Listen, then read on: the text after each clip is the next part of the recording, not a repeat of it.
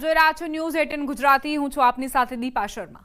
મહત્વપૂર્ણ સમાચાર પ્રાપ્ત થઈ રહ્યા છે। ગુજરાત એટીએસને મોટી સફળતા મળી છે। AQISના આતંકી મામલે મુખ્ય આરોપીની ધરપકડ। 30 વર્ષીય યુવતી સમા પરવીન માસ્ટર માઇન્ડ છે। કર્ણાટકથી તેની ધરપકડ કરવામાં આવી છે। અગાઉ 4 આરોપીની ધરપકડ થઈ ચૂકી છે। આતંકીઓ દેશ વિરોધી ગતિવિધિઓમાં સામેલ હતા। સમા પરવીન આતંકી હેન્ડલરોના સંપર્કમાં હતી।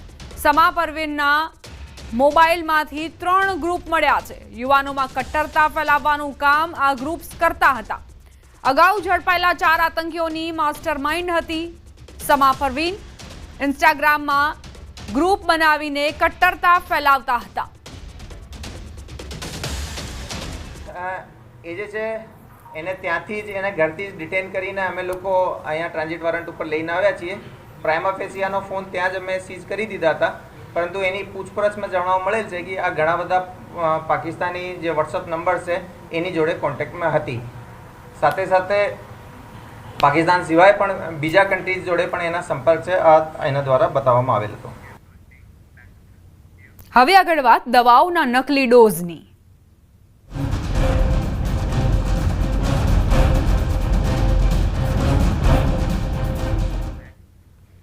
અમદાવાદથી સમાચાર। નકલી દવાઓનો પર્દાફાશ ફૂડ એન્ડ ડ્રગ વિભાગે કર્યો છે। વટવા અમરાઈવાડી બાપુનગરમાં દરોડા પાડવામાં આવ્યા। 17 લાખની નકલી દવાઓ ઝડપી લેવાઈ છે।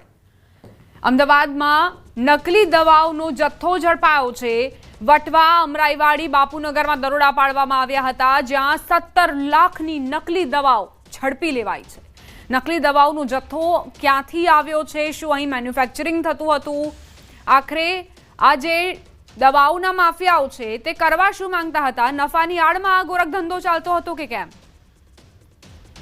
અત્યાર સુધી તો ખાદ્ય ચીજોમાં જ ભેળસેળ થતી હોવાનું સામે આવતું હતું, પરંતુ હવે તો લોકોના સ્વાસ્થ્ય સાથે ચેડા કરતી દવાઓમાં પણ ભેળસેળ થતું હોવાનું સામે આવ્યું છે। અને અમદાવાદ સહિત શહેરના અલગ અલગ વિસ્તારમાં ફૂડ એન્ડ ડ્રગ વિભાગે દરોડા પાડ્યા હતા। અને તેમાં હાલ હું એ દ્રશ્ય આપને બતાવીશ કે અમદાવાદના વટવા વિસ્તારમાં રાજનગર સોસાયટી છે કે જેના 20 નંબરના જે મકાનમાં અરુણસિંહ અમેરાના મકાનમાં દરોડા પાડ્યા હતા। અને તેમાં જે મોટા પાયે દવાઓનો નકલી દવાઓનો જથ્થો જે છે તે સામે આવ્યો છે। અને ખાસ જે દવાઓ જે છે તેમાં ચોકનો પાવડર ભેળસેળ થતો હોવાનું પણ સામે આવ્યું છે। અને મોટા પાયે દવાઓનો જથ્થો જપ્ત કરવામાં આવ્યો છે અને આગળની કાર્યવાહી હાથ ધરવામાં આવી છે। ન્યૂઝ 18 ગુજરાતીની ટીમ જ્યારે રાજનગર સોસાયટીના 20 નંબરના મકાનમાં અરુણસિંહના ઘરે પહોંચી ત્યારે અરુણસિંહે અમરાઈવાડી અને બાપુનગર વિસ્તારમાં પણ આ પ્રકારનો દવાઓનો જથ્થો જપ્ત થયો હોવાની વિગત આપી છે અને સાથે સાથે કેમેરા સમક્ષ કશું જ કહેવાનો ઇનકાર કર્યો છે। કેમેરામેન પંકજ મકવાણા સાથે સંજય ટાંક, ન્યૂઝ 18 ગુજરાતી, અમદાવાદ। અમદાવાદ, વડોદરા, સુરત અને રાજકોટમાં ખોરાક અને ઔષધ નિયમન તંત્ર દ્વારા દરોડા પાડવામાં આવ્યા હતા। અમદાવાદના બાપુનગરની પારસ કેમિસ્ટમાંથી નકલી દવાનો મોટા પ્રમાણમાં જથ્થો જપ્ત કરવામાં આવ્યો હતો। ત્યારે ન્યૂઝ 18 ગુજરાતીની ટીમ બાપુનગર વિસ્તારમાં પહોંચી હતી। પારસ કેમિસ્ટ પર કાર્યવાહી કરાઈ હતી। પારસ કેમિસ્ટ હોલસેલ દવાની દુકાન કાંતા એસ્ટેટમાં આવેલી છે। હાલ દુકાન બંધ જોવા મળી। ફૂડ એન્ડ ડ્રગ વિભાગે 17 લાખની નકલી દવાનો જથ્થો જપ્ત કર્યો હતો। પૈસા કમાવાની લાઈનની અંદર હવે વેપારીઓ છે તે લોકોના જીવ સાથે પણ ચેડા કરી રહ્યા છે। નકલી ઘી, નકલી તેલ, નકલી પનીર, હવે તો નકલી દવાઓ પણ મળી રહી છે। રાજ્યના ફૂડ એન્ડ ડ્રગ્સ વિભાગે દરોડા પાડીને આપ જોઈ શકો છો, જે દ્રશ્યો બતાવું છું, જે લખ્યું છે પારસ કેમિસ્ટ્રી।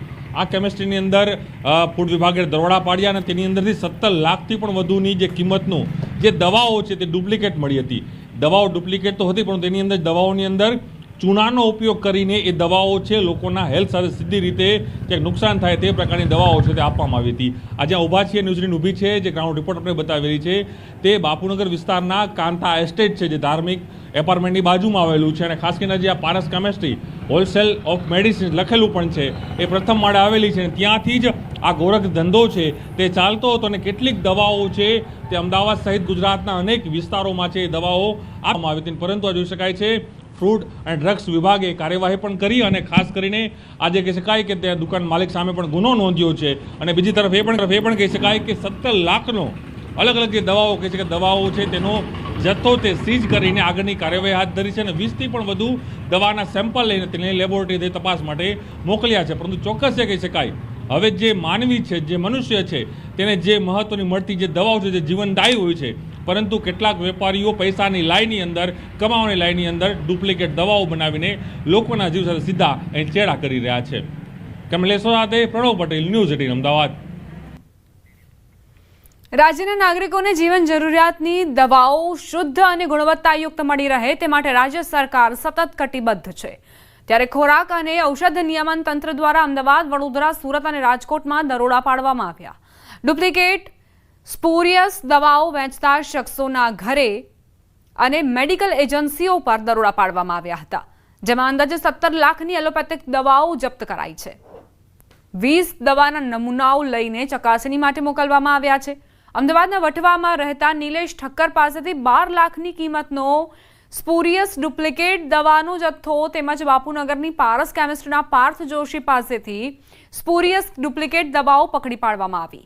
વડોદરા ખાતે ઓલ કેર મેડિસિન્સના માલિક કિરણ ઠક્કરની દુકાનમાંથી 115 સ્ટ્રીપ દવાઓ, સુરત ખાતે શિવાય મેડિકો કતારગામના માલિક પ્રજાપતિ ગૌરવને ત્યાંથી 136 ડુપ્લિકેટ દવાઓની સ્ટ્રીપ અને રાજકોટ ખાતે નિર્મલ મેડિકલ એજન્સીના માલિક જિગ્નેશ વઘાસિયાને ત્યાંથી 32 ડુપ્લિકેટ દવાઓની સ્ટ્રીપ પકડવામાં આવી. આ દવાઓમાં પ્રાથમિક દ્રષ્ટિએ ચોકનો પાવડર હોવાનું તેમજ વગર બિલે 50% ભાવમાં અન્ય રાજ્યમાંથી રોકડેથી ખરીદ કરી માર્કેટમાં વેચતા હોવાનું સામે આવ્યું, જેની વધુ તપાસ ચાલી રહી છે. ફૂડ એન્ડ ડ્રગની ફ્લાઇંગ સ્ક્વોડ અને આઈબી ટીમ દ્વારા અમદાવાદ, વડોદરા, રાજકોટ અને સુરત ખાતે દરોડા પાડીને લગભગ 17 લાખ જેટલી કિંમતની બનાવટી સ્પુરિયસ નકલી દવાઓ પકડી પડેલ છે તથા અલગ અલગ જગ્યાએ દરોડા દરમિયાન 20 જેટલા દવાના નમૂના લઈને લેબોરેટરી પૃથ્થકરણ માટે મોકલવામાં આવેલા છે. અમદાવાદ, રાજકોટ, વડોદરા, સુરતમાં દવાના વેપારીઓને દવા વગર બિલે 50% ભાવથી વેચતા હતા. જેમ અમદાવાદમાં પારસ કેમિસ્ટ જે વટવાના છે, ઓલ કેર મેડિસિન વડોદરાના તથા શિવાય મેડિકો સુરત. મહેસાણા કસ્બામાં મારામારીનો વિડીયો વાયરલ થયો છે. પાર્લર મારું છે કે તું કેમ અહીં બેઠી છે કહીને બોલાચાલી કરી. ગાડીમાંથી ધોકો અને તલવાર કાઢી હુમલો કરાયો. ફરિયાદીને તલવાર વાગી, ફરીને જાનથી મારવાની ધમકીઓ આપવામાં આવી.